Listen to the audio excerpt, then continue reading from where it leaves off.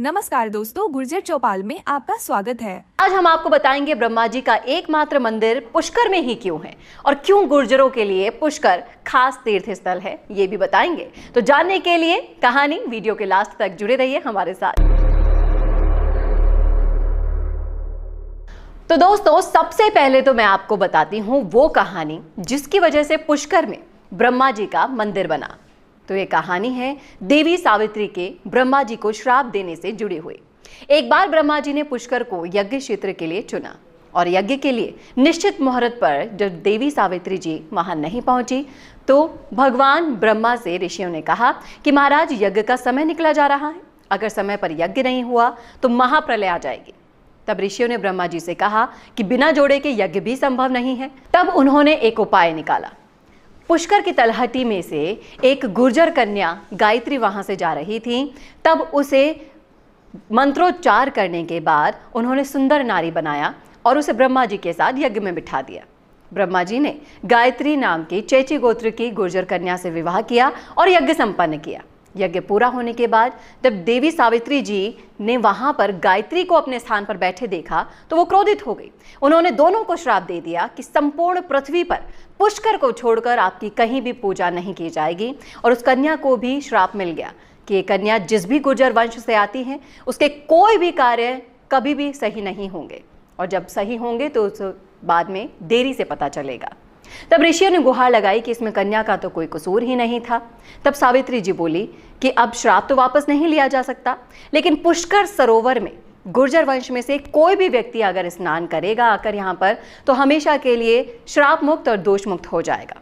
ऐसा कहा जाता है कि स्वयं भगवान ब्रह्मा जी ने गुर्जर घाट की स्थापना की थी और गुर्जर वंश में अगर जन्म लिया है जिसने, उसको एक बार यहाँ पर आकर स्नान जरूर करना चाहिए। इसके अलावा राजस्थान के प्राचीन तीर्थ पुष्कर पर गुर्जरों का पूर्ण अधिकार रहा है। गुर्जर प्रतिहार नाग भट्ट ने इस पर पूर्ण अधिकार कर लिया था। चेची गुर्जर पुष्कर और उसके आसपास के प्रदेशों पर शासन किया करते थे और कनक यानी कि सोना वसूला करते थे। चेची गुर्जरों का बड़ा पवित्र वंश है और 1100 ईस्वी शताब्दी तक पुष्कर में पूजा के अधिकार भी इनके सुरक्षित थे। सन्यासियों और ब्राह्मणों का एक दल पुष्कर स्नान करने के लिए एक बार वहां आया तो सन्यासियों और ब्राह्मणों को गुर्जरों का यह अधिकार असहनीय लगा। उन्होंने पुराने अधिकारियों के स्थान पर नए अधिकारी ब्राह्मणों को नियुक्त कर दिया और गुर्जरों को दिवाली की रात विष देकर मरवा दिया। लेकिन फिर भी वहां पर इतिहास पर गुर्जरों का ही अमिट प्रभाव देखा जाता है। आज भी संपूर्ण अजमेर के 50-50 कोस के गुर्जर मृतकों का अंतिम संस्कार पुष्कर में ही होता है। उनके अनेक मंदिर भी आज भी हैं। पुष्कर के 52 घाटों में से एक चेची घाट गुर्जर घाट के नाम से जाना जाता है, जो कि गुर्जर घाट के ही लगता हुआ है। चेची गुर्जरों के घाट के पास ही एक चेची गुर्जरों का प्राचीन मंदिर भी है, जहां पर चामुंडा माता की मूर्ति की स्थापना की गई है और ये चेची गुर्जरों का मंदिर ही कहलाता है। तो ये थी कहानी। चलो अब आपको बताती हूँ यहाँ गुर्जरों के कौन कौन से मंदिर प्रसिद्ध हैं। तो सबसे पहले नंबर पर आता है सावित्री मंदिर। जी हाँ, राजस्थान के पुष्कर शहर में रत्नागिरी पहाड़ी पर यह एक बहुत ही लोकप्रिय तीर्थ स्थल है। यह मंदिर भगवान ब्रह्मा जी की पत्नी देवी सावित्री जी को समर्पित है। सावित्री मंदिर काफी ऊंचाइयों पर है, जिसकी वजह से मंदिर से पुष्कर शहर और आसपास की सभी घाटियों का नजारा काफी मनमोह लेता है। आपको बता दूं कि वैसे तो यह मंदिर पुष्कर झील से सिर्फ 15 मिनट की पैदल दूरी पर है, लेकिन मंदिर तक पहुंचने और पहाड़ी की चोटी पर चढ़ने का काम काफी मुश्किल काम है। दूसरा यहाँ पर है गुर्जरों के आराध्य देव देवनारायण जी मंदिर का। जी हाँ, जो कि एक गुर्जर जाति से संबंध रखते हैं। साथ ही इनके सबसे ज्यादा भक्त भी गुर्जर जाति के ही माने जाते हैं। गुर्जर जाति के लोगों में ये मान्यता है कि देवनारायण जी की जन्म और मृत्यु दोनों तिथि में वे दूध को फाड़ते या जमाते बिल्कुल नहीं हैं। और सबसे खास बात यह है कि यहाँ पर दूध का व्यापार भी सबसे ज्यादा इसी जाति के लोग करते हैं।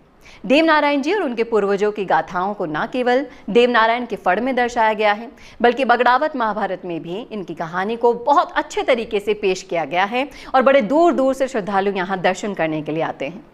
इसके अलावा जो तीसरा मंदिर है वो है सवाई भोज मंदिर। आपको बता दूं दोस्तों कि सवाई भोज चौहान विष्णु भगवान के अवतार देवनारायण जी के पिताजी ही थे। इनकी भी बहुत मान्यता है और दूर दूर से लोग इनके दर्शन करने के लिए आते हैं। इसके अलावा जो मंदिर है वो है भुण जी महाराज का मंदिर। आपको बता दूं कि भुण जी भगवान देवनारायण जी के बड़े भाई थे और देवनारायण जी के चाचा और बगड़ावत में 5वें नंबर के भाई महारावत जी के बेटे थे। इनको लक्ष्मण जी का अवतार भी माना गया है और इनके भी ढेरों चमत्कार इतिहास में दर्ज है।